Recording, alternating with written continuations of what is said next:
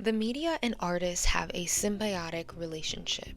Music journalists have aided in bringing forth new artists and connecting singers to their fans more intimately. From red carpet interviews to sit-downs, over the years we've seen some great ones, some awkward ones, and just sheer disrespect. Chapel! Chapel! In the digital age, we have seen this relationship evolve and potentially begin to dwindle. We judge these artists harshly on how they respond and conduct themselves, but now it's time to look at the media. From inappropriate questions for clicks to blogs relentlessly controlling narrative, does this cheapen the art and our relationship to it as spectators, or is it simply the evolution of the media machine?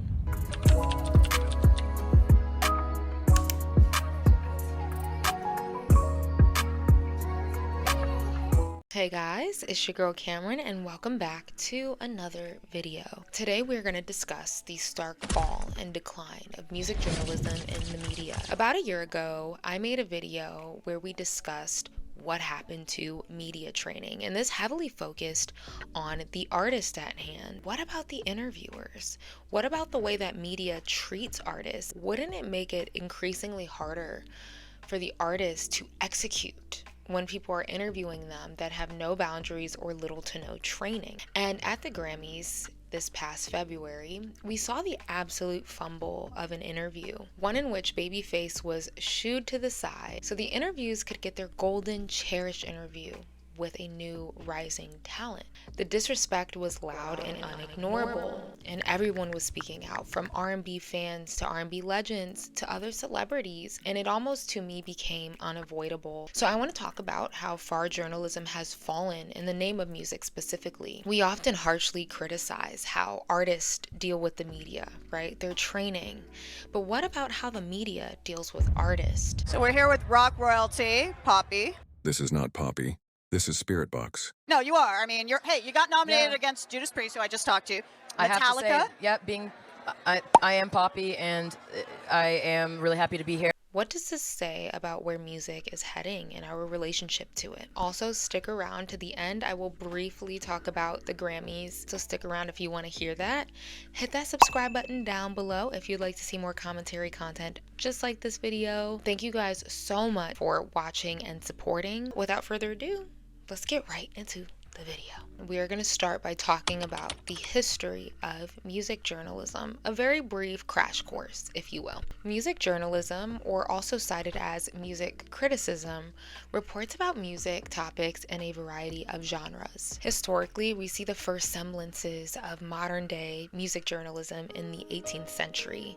Initially, commentary on classical music would spread to other genres and become practice as decades and centuries passed. And we'll see in the 1960s, music journalism began covering more popular styles of music like rock and pop, a good marker being the breakthrough phenom of the Beatles. And it became a gateway for which fans could connect with artists through reading stories and beats, in-depth interviews, gaining insight into their personal lives, album reviews, and backstage anecdotes, all being expressed through print, radio, and eventually TV. Now fast forward to the 80s, we have MTV's inception, and that took things up several notches to the video premieres and countdowns, as well as sit-down in-depth interviews with artists. It was a very new, fresh medium. And we fast forward to media in the 2000s, such as 106 in Park, where hosts would invite artists in to premiere music videos, host performances, and ask about new boos, BTS drama, and the extras. They gave us their story, so let's take a look at that clip right now. Cool. No, but I'm gonna set the record straight. I did not throw a plate of food at Natur. Right? So that also created more of like a casual culture around consuming music and more of a relatability with the artist and the audience. And who was there to facilitate that? The reporters, the journalists, the commentators, and hosts. These floodgates opened wider as the 2000s carried forward, due to music journalism increasing online presence with bloggers, aspiring critics, and supplement of print media. So you had platforms that served as the liminal, the tabloid culture, the Perez Hiltons, TMZ, The Soup, Gossip, The Breakfast Club, Extra, and Entertainment Tonight, to name a few. Comment some down below that I missed. These platforms did not just promote or report music or, let's say, movies, but Hollywood in general, like relationships, custody battles, drug abuse, family drama was all on Front Street and nothing was off limits. Now, everything was all encompassing and it intersected from print media to blogging and to producing TV shows. So as a celebrity, you could never escape it. And this actually would go on to tear the lives of musicians and singers apart. So much so that you can argue it ruined careers and ruined potential, making things less and less about the music and the art,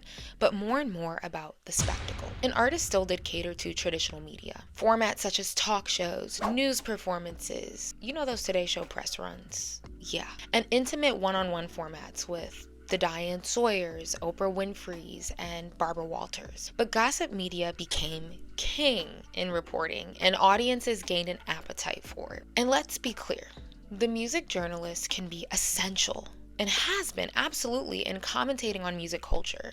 A way to interpret the art, which is often intertwined with social movements, right? Political movements of the time. However, through the years, it has gotten very muddy. The podcast influencer culture, the gates have been opened for many more people to step into music spaces. And one complaint that I've seen from many people online being the welcoming of podcasters and influencers to the carpet and hosting artists on their podcasts or shows. And more, we've seen the industry toy with the idea of influencers and podcasters being in that interview space. And this spills into entertainment, media, music, journalism, etc. Guys, look back at it. Look back at it.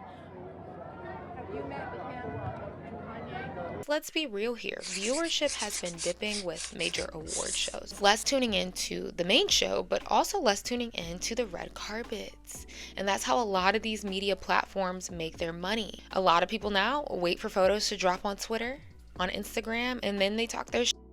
Watch a couple of the interviews online and call it a day, right? A lot of people are not sitting and watching a whole stream or a whole broadcast of a red carpet, feeding into the soundbite and headline culture. When we look at viewership and the Grammys, in 2010, it had 25.8 million viewers. At its peak in 2012, with 39.9 million viewers, dropping to 9.6 million viewers in 2021, and in 2025, sitting at the 15.4 million mark. People just aren't as interested anymore. And a part of that does have to do with celebrity culture, but a part of that just has to do with watching cable, right? People aren't checking into long form programs. And in order to get the younger generations invested again, or invested for the first time, they feel it's almost necessary to introduce familiar faces, personalities to these carpets to hope that younger folks tune in. And this is not to say that podcasters and influencers do not deserve to be in those spaces, right? But please, did they train? Did they make efforts to do their research and present professionally? And on the flip side, there are many influencers, guys, who prior to getting to a certain status or getting online and becoming a full-time influencer, they worked full-time careers. They went to school, worked professional jobs in media. Shoot, I mean, I graduated from college and I studied broadcast journalism and communications. So I feel like when people use a blanket to be like, influencers don't deserve to be here. not necessarily, but the industry has granted so many seats at the table in disseminating information in all sectors of news, period. But in music, you could argue the consequences could be considered less grave. But I argue that it can dim the art and can often insult the intelligence / waste the time of artists, singers, songwriters, and musicians that are there to be interviewed. I've seen journalists themselves, music journalists, complaining about how exhausted they are being overlooked by people with a platform, being told they have little experience despite studying in school, when they're handing red carpet jobs and interview slots to people who have no experience or no skill set. And you know what? Sometimes that's the way the cookie crumbles, right? Like, life is not inherently fair. I've seen people even talk about in the hip hop community. You have a lot of hip hop bloggers now who are kind of there for the drama, for the beef, but they don't really or have not done the work to understand hip hop or historically understand hip hop. And so it just becomes frivolous. And I think that is something that begins to kind of plague other genres as well. But it does get tricky, however, because many artists and their PR teams are opting themselves to go on these podcasts and to interview with these channels or interview influencer hosts. No one besides maybe their publicist is forcing them to go on these shows. So, i.e., I think of Shannon Sharp's show, Call Her Daddy, Bobby Altoff's podcast that, I don't know what's going on with that, Funny Marco, Lip Service, Poor Minds. No, they're choosing to. And to me, there's not necessarily anything wrong with that, depending upon the artist's goal. Because remember, as audiences, we made the whole artist having a personality the most important thing, even more important than their music, the relatability movement. So I understand why celebrities, and more specifically artists, are choosing less rigid vessels to interview on. It's more relaxed, and they know that they can most likely maneuver the interview better, which again is not necessarily the best thing, because like journalists are there to do a freaking job. They want to also use it to their benefit, and to some capacity it has. We just get a different kind of tea now. It's just more personal tea. It's like not as much about the music or like what was being said in the song. It's more about like, ooh, who did you sleep with last night? The critique that I have, though, with some of these channels, not all of them, is because they're not journalists or they don't have that developed skill, they're not really conducting an interview. There's no follow-up. There's no pushback, right? It's more like oh, I'm here with a celebrity. Okay, like it's your interview. You get to do what you want, etc. Oh, we're besties. For example, Call Her Daddy, the Katy Perry interview. In September 2024, Katy Perry said verbatim, "And you're one of my only interviews because I feel like you get it. You speak to the people in a way that they want to hear." Because, at the time, she was in controversy for Woman's World, and the messaging behind that song and working with Dr. Luke. And that quote, to set the stage for the interview, told me, we get to keep things light and fun, even though there's discourse surrounding my life, my song, and I can come here, expect to brush past it. It's much more non-threatening. And although she did kind of push for the question, why did you choose to work with him? I created all of this with several different collaborators, people that I've collaborated with from the past, from Teenage Dream era, all of that. In working with the same collaborators throughout your career, how do you think you've evolved? She did not ask any follow-ups. It just kind of ended there with her answer. And I feel like if you had a trained journalist, we would have gotten somewhere a bit further, It's not something that she can't work on. Now, to share a platform that I really do like, because I'm not just going to be a negative Nancy, I love the Terrell Show here on YouTube.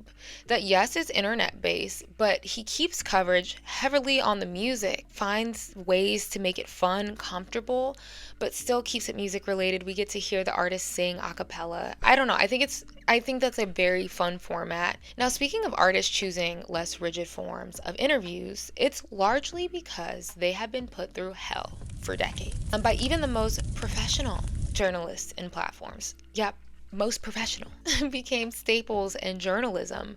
So you almost had no choice but to take the interview because you knew the platform that came with it. So especially considering that mainstream media and big media giants like CBS or NBC or MSNBC have battered and bruised artists for years on their primetime television or their nightly news shows or 60 Minutes, right? By asking sometimes wildly inappropriate and just invasive, uncomfortable questions. The rumors that you're anorexic. No, why are you so thin? But do you ever feel that you're a joke? Why didn't you have your nose fixed? Everybody must have said to you, have your nose fixed. I mean, you can watch pretty much any old Diane Sawyer interview with an artist in 2025. It's hard to watch. Listen to what she said. Really, if I had an opportunity to shoot Britney Spears, I think I would. Oh, that's horrible.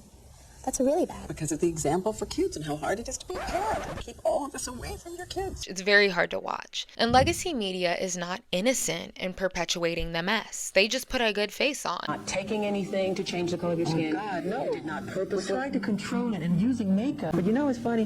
Why is that so important? I'm a great fan of art. I love Michelangelo. If I had a chance to talk to him or read about him, I would want to know about what inspired him to become who he is, the anatomy of his craftsmanship. Not about who he went out with last night or why he decided to sit out in the sun so long. What's wrong with, that's what's important to me. How much plastic surgery have you had? They're just often more direct and harsh, brutal even. But unfortunately, guys, it does sometimes make for good TV. It presents like that pushback, that bounce back. However, they were more trained and knew how to kind of maneuver interviews to get people to say what they want. And that's the art of interviewing. It's very difficult.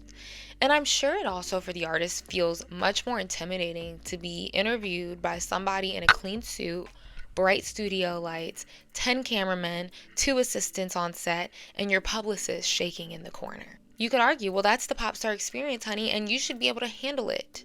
And like I said in my other video, I do think when it comes to questions you can expect to be asked and they're not wildly invasive, PR-wise, there should be some sort of training so that you know how to maneuver it, even if it's a pivot. But the invasive and disrespectful questions deserve to be checked, especially when I came up to this radio show to promote my music. Now, of course, it comes with the industry and being an artist. Appeasing the drama. Don't let these celebrities fool you. Oh, the media's so mean. No, they need the media. And a lot of them like the attention. Celebrities and their publicist will create narratives all the time. They'll call the paparazzi on themselves. You guys have heard of PR relationships a time or 20. That's very real. So it can be a benefit to artists for hosts and music journalists to be messy or veer from the music. It's all in the name of getting your music heard and those streams up, or selling yourself as the brand, since that's all anybody cares about. The music, I feel like, is just like secondary now. It's like an asset. But with the amount of artists that exist and social media that sifts through new news every minute, it makes sense why music journalism has become so grab and grow. Now, many people rely on Pop Crave. With Pop Crave, I'd just like to ask you a quick question. With what? With Pop Crave. Oh, great. Yeah, we wanted to know, what was your favorite memory making? Or parody accounts like Poo Crave, which often reports fake news for fun. It's the gimmick. It's their gimmick. It presents this bite-sized version of what's going on in music, specifically in pop.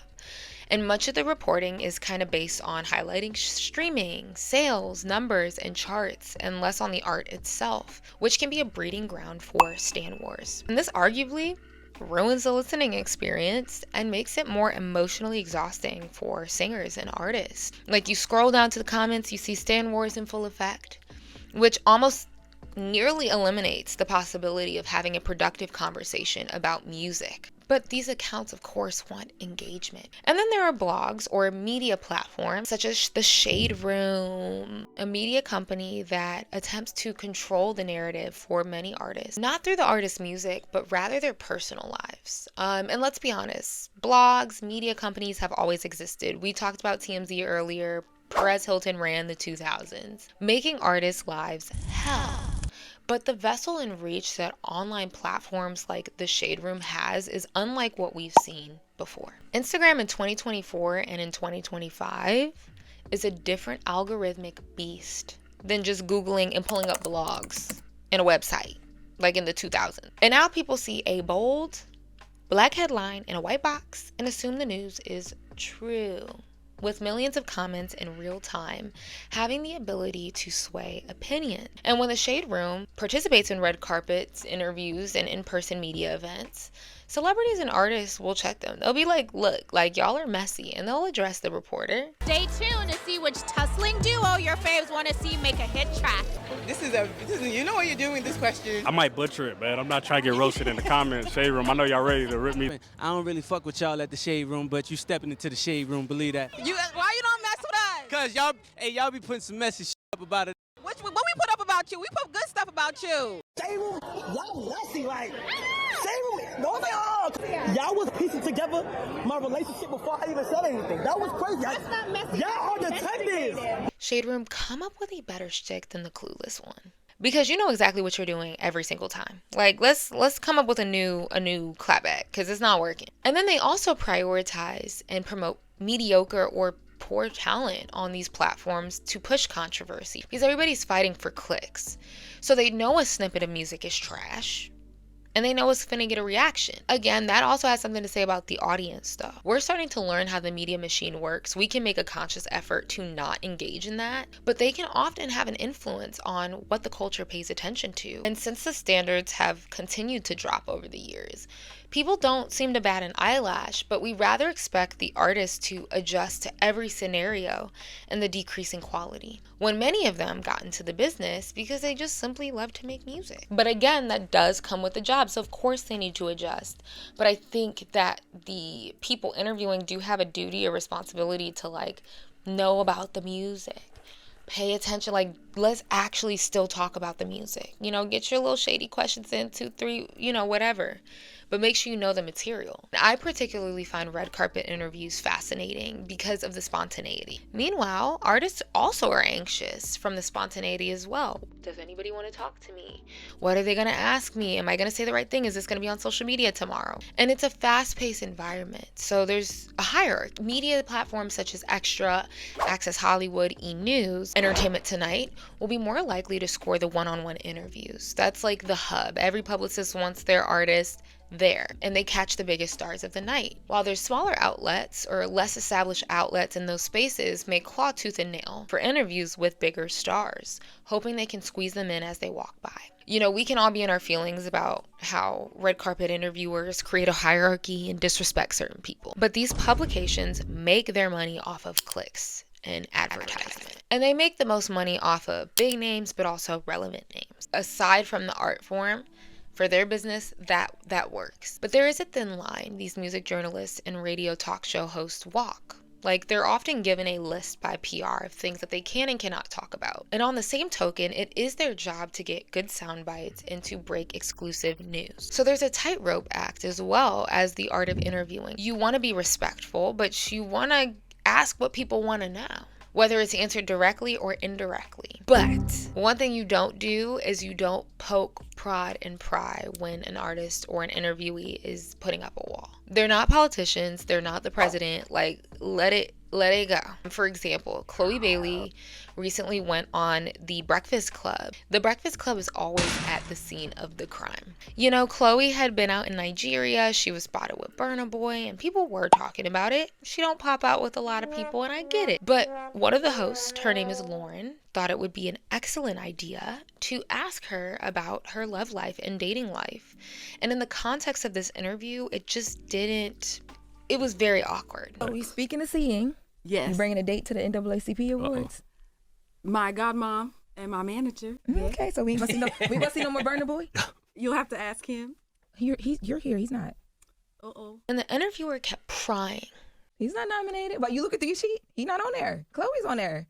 But I'm speaking of support, and we were seeing you out with him in Nigeria. So is that a new thing, or? Nigeria was so beautiful. I've heard. I had the best time. I've heard. What did you eat? Ooh, I had some good food. I had pepper soup. I had lots of spicy chicken. Everything with you when you're. What are you trying to ask, Lauren? Last time you were here was gonna. I mean, now is Burna Boy. We want to know: is that your boo? Is this the thing? Y'all together? Do y'all go together real bad? Y'all just having fun? What is it? Well, I'm a grown woman. Rewind a little bit. It was an interview alongside the president of the NAACP and the CEO of BET. And it's like, maybe these kinds of questions don't make sense in the context of this interview, to the point where it's like, okay, once it doesn't fly, when it's not going, like, you're not homegirls, you're interviewing her. So I guess I'm not gonna get an answer on if you cared about when you left. There was the video. People were like, oh my God, the Chloe time is over. Now he's out with this random other girl. What? Oh, I didn't see that. Burna Boy, he was out with a random other girl. Snitch, because I didn't even see that. All over the internet, all over the, but it's Love life was very slow, Chloe. Like very. No, very slow. I don't believe that. Like nothing there. I know you got a roster. I don't believe. Sis, She don't. No, she don't. She really don't. Come on, you like boom. I am a wife. All I do is stay home. I just want to cook. You said you a wife. Well, you got a husband. She got a husband. I mean, I will be a wife. She got a husband in her. A husband in waiting. The president of the NAACP was like, I got a 25-year-old girl, and I can't imagine her being grilled on live like that. By another woman. First of all, oof. Like, everybody was turned off by it. And Chloe reacted nicely, and she addressed this in a way that I would expect, like, a media-trained artist to. Did you feel like I was grilling you? No. Okay. It's my life. I mean, it's what I sign up for. So I can only expect it. It's just about how I handle it, how I handle myself. So I don't think it should ever be pissiness towards the people who ask me. And I respect her grace, but sometimes these artists don't need to be giving y'all grace the way that they do. You look at the docket, who's here today, who are we talking about, who are we speaking to? Is this an appropriate question to ask, yes or no? If not, how can I potentially weasel this in? And also, maybe this isn't the interview to poke and prod and pry. If she was by herself, maybe. And they're artists, not merely socialites. So some of y'all be trying to treat these artists like they're reality TV stars. Like, no, I'm here because an album dropped. Why is it the first thing when you ask me when I sit in this chair? Some BS that's going on online. Like, can we work our way up to that? Please, thank you. Thank you. So now we got to get into some abysmal examples. This is the fun part. Charlemagne, case in point, we all know he is a wild card. And although I think we can all appreciate his forwardness in some situations, like sometimes there is some questions you're like, can you just ask them the question? Other times being outright obnoxious, inappropriate, and rude, and kind of like a bully. Yeah, I talk about it on the album. Who the hell your sisters? Oh man, I don't want to get into that. It's a little too personal. But together, stay humble. Right. At the end of the tour, she got us all iPods. And she's beautiful. See, and y'all the age where y'all can sneak in her dressing room when she's getting dressed and she wouldn't trip. You know what I'm saying? They can see her naked and they wouldn't trip. It's like, oh, it's just them. She get dressed in front of y'all. Hide in the closet, pop out with you naked. I have to say I'm disgusted at how Charlamagne You know what? these 14-year-olds. No disrespect, but I didn't know you had that. Oh my! Don't look at the kids. My fault. I'm talking out loud. One of my nicknames for you is the voice of the young struggle face. What? It's because you're young, but you have an old face. Like how Drake says, I'm really too young to be looking this old. And if your face was the Bible, it would be the Old Testament. And despite all of that, it does work. The Breakfast Club did get views for many, many years. People tune in, which is also why it's important for publicists to know the mission. Because if your artist doesn't want to handle any of that heat, you may want to rethink your client like going on that platform. But then you have very valid arguments that come up. How are you inviting artists to your show and you're not listening to the music and you're not keeping up to date, you're not watching the music videos? And you did a video for it as well. Yes, did you see it? No, I haven't seen it. Oh my goodness. How are y'all on radio? And especially if you know an artist is about to come up to your show and you know she just put out a video, what would make you not watch it? I just want to get past. He is a Barbie. Sometimes I want to get past the music. I want to get into the personal. But you're on radio, and that's y'all want to either discuss something personal or not discuss anything that I'm here to talk about. No, we if can talk somebody's about here to talk, how do you not watch a video of an artist that's coming on your show? If y'all gonna interview me, at least give me the respect to do some research prior to the interview, so I'm not up here like, no, I'm not here for your entertainment. I'm here to talk about something, and you guys know what I'm here to talk about. And then we have to talk about why we're here. The ill-fated Babyface interview on the red carpet. So at the Grammys this year, one of the most standout and mortifying moments of the night, ironically, was with AP News. Yes, the AP News provided the interviewers, journalists Leslie Embreeze and Krista Faria. Krista was the one who was unfathomably unprofessional to Babyface. Yes, I think it's interesting. Chapel. You guys want to do that? Go do that. So sorry, baby. I'm so sorry. And it appears that there's a spotter. So that's someone who keeps aware of the carpet, right? Notifying interviewers who's here and who you can potentially grab for an interview. So you can see that that person is clearly tapping on her shoulder to make sure she's aware that Chapel was a few feet away. Now don't jump me, because Babyface is a legend, right? Like that's what pissed everybody off. But these celebrity rankings can also diminish somebody's contributions when it comes to artistry and especially at artistic events. And it's hard to watch because it's just plain rude. Like there's a way you can wrap things up nicely, but especially to do that to a legend, somebody who's been nominated for dozens of Grammys and won dozens of there's a level of respect. And this sparked many conversations about the state of journalism as a whole in music and how far it's fallen if a major trusted news outlet like AP are sending reporters into the field with such poor professionalism. You know it's bad. I can't wait to see that up close. But yeah. Oh, and love this. We have Noah Khan right now in all white. And then guess what? If he would have went off on them, some people might have been like, oh, that's so rude. Where's his media training? No. Because people will play you. People will try you. And I do think at the end of the day, they have a responsibility to be good at their job. Yeah, the people interviewing them needs to step it up too. And I'm also not letting the other journalists off the hook. And although she was slightly more polite and she said sorry, she took that mic happily. But not even just that.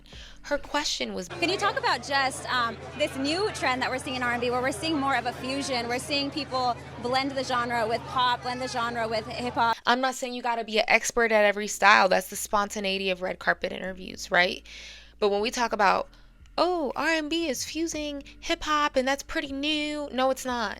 And there was many calling for the interviewers' removal and saying that they should be banned from reporting on red carpets again. So you may be interviewing a legendary artist, but business will tell you that people are not jumping to click on videos of them like maybe in past decades, but rather a younger star who's in and deemed valuable for the clicks and views, which for business makes sense.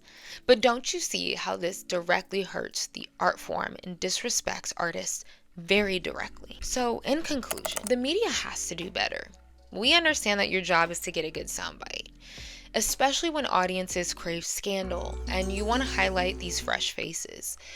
But where do you keep a level of integrity and respect for what people do? And I think that's where you can get playful with interviewing formats and coming up with creative questions to maybe get them to indirectly answer a question. It's not quite fair to put all of the onus on the artist, while the media time and time again gets away with harassing them, asking bad questions, and hardly tuning into the music. And it's sad, but I feel like the Babyface interview fiasco kind of had to happen publicly for people to see how bad in some sectors interviewers have fallen, especially in that music space, right? Like, it was just almost unignorable. Okay, we could talk about media training. No, the media needs media training because it's also been bad, and I feel like that's important to keep a balance to this conversation. Now, for those of you guys who want to stick around, feel free. If you want to click out, hit that subscribe button. But I am going to briefly, very briefly talk about the Grammys.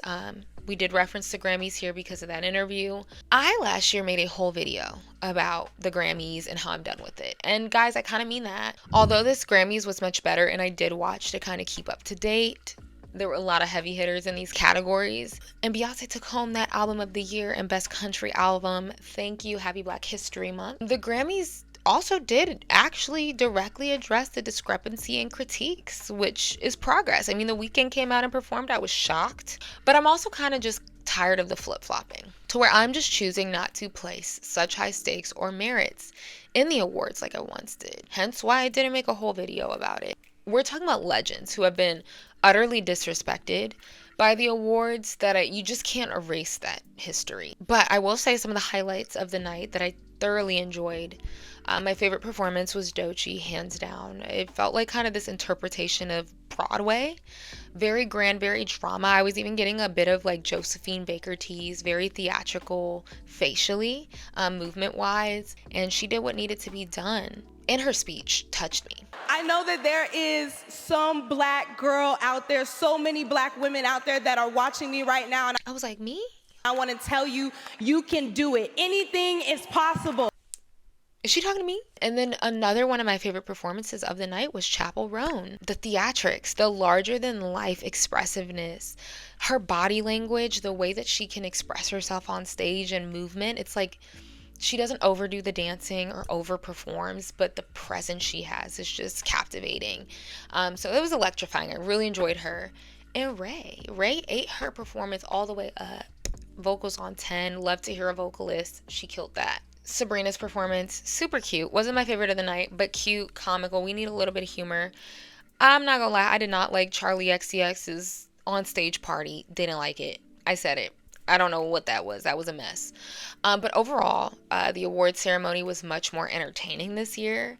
I love how artists use their platforms to speak up on immigration, diversity, equity, and inclusion, healthcare. And so I think as artists, because artists are often at the forefront or assets of political and social movements, I think it's very important that they were brave enough to use their voice and speak up on that platform, considering that this current administration is attacking private citizens like Selena Gomez, for having opinions and showing empathy. I do think that the Grammys are trying to be more careful and cognizant. What the Recording Academy was paying attention to was innovation. And I do think that that shined through many of the winners of certain categories. I still hold the idea that we should place less value on the Grammys. I think people kind of let that dictate what they think of an album, or they undercut or shortchange other people's art, because someone's always going to be mad. Billie Eilish's fans are spiraling currently, acting like Beyonce winning Album of the Year was the snub of the century, when Billie unfortunately lost multiple categories.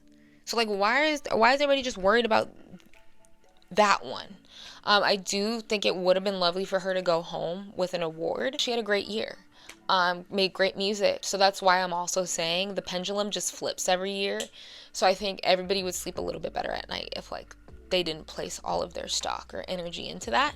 But go check out my video from last year so you guys can hear some of my sentiments on the Grammys and how I feel about it as a whole. But anyways, guys, I wanted to add that little tidbit about the Grammys at the end. So if you stuck around, thank you so much. Hit that subscribe button. We're on the road to 100,000 subscribers. Thank you guys so much for watching, and I'll see you in my next one.